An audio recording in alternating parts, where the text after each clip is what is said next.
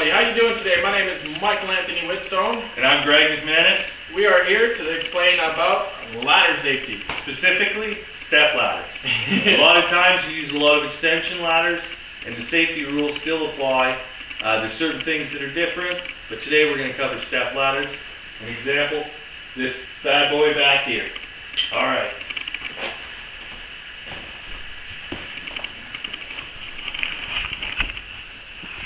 So first things first, when you are getting your step ladder out, you need to always make sure that your ladders have your stickers. They need a sticker, they need your weight capacity, they need your safety instructions on how to properly use it. So without these stickers on your ladder is now invalid. You cannot use it on a job site, and they will not allow you. So these are very important when coming to any type of ladder. So now I'm going to explain just quickly on how to pick it up. I have seen a lot of people try to pick up ladders, whether it's a big one, small one, and they hold it in horrible positions that are actually very dangerous to their surroundings. So for instance, I see a lot of people, they will grab it and they will swing it out and they'll hold it in a straight out way. So that, I think, personally is very dangerous because, one, your vision is now blocked, depending on the height of your ladder, to any visuals out on this way.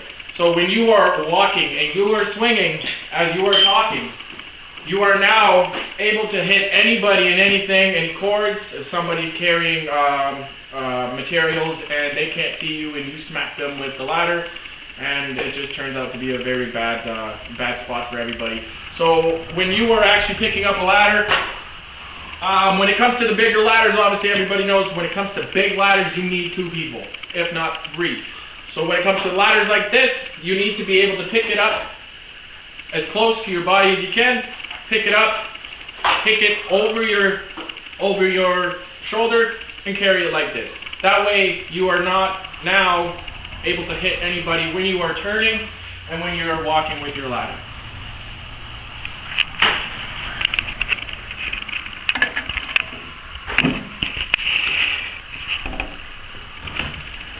Great. So let's go ahead and let's pull this ladder out.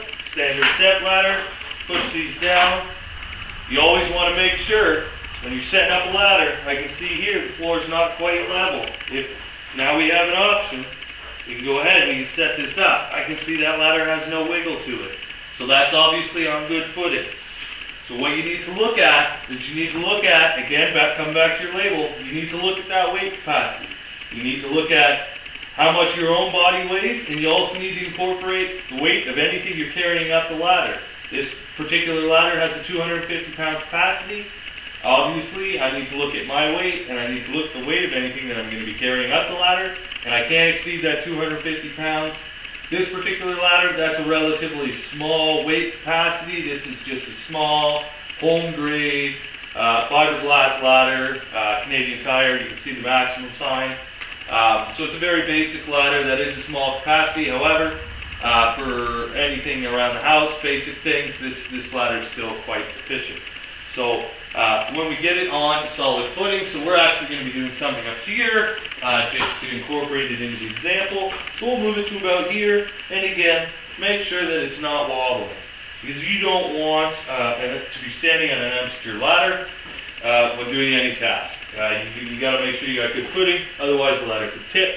And again, bad situation for everyone. For you or for anybody else that comes along, and as soon as you've done it properly, decides to use the ladder, you don't want to be responsible for anybody's fall. So first things first, everybody knows the first rule with ladders is 3 points of contact. You're always supposed to have 3 points of contact, whether it be 2 feet in one hand, 2 hands in 1 foot, sorry. As you climb up the ladder, you want to remain with 3 points of contact.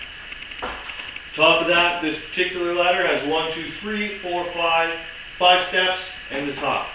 You never stand on the top of the ladder. You're almost guaranteed it's going to tip. You don't stand on the top. You usually stay the second step down. It's a safety zone.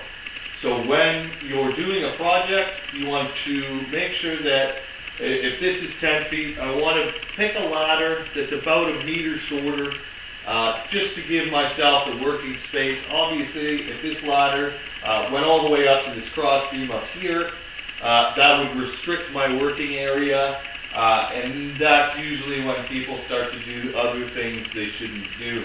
Have the ladder farther away than they should, or lean off of it in an unsafe practice. Another big thing that you see that you should never do is you should never stand on a ladder backwards. And by that what I mean is Mike here, he is standing facing the ladder, and that's how you want to stand. If he was standing facing my direction, backwards on the ladder, there's a high probability that he could fall. On top of the fall issue, he again would not be able to remain with 3 points of contact. It's got to be hands and it's got to be feet. So you cannot maintain 3 points of contact facing away from the ladder. And again, very unsafe. Another big thing you'll see here, we've got the area around the ladder, nice and clear, no debris.